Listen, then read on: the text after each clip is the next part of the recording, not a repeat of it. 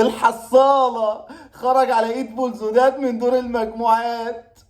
اخويا يا زملكاوي، عايز اقول لك لو انت مخنوق او متضايق ومش عايز تداري، ولع 3 سجاير وانسى اللي حصل لك من بلوزداد في الجزائر.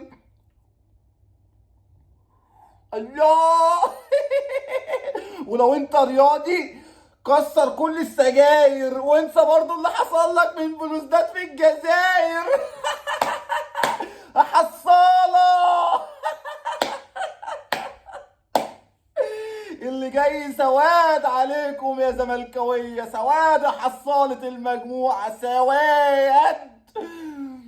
خد لك علبة سجاير وانسى اللي حصل لك من بلوزداد في الجزائر.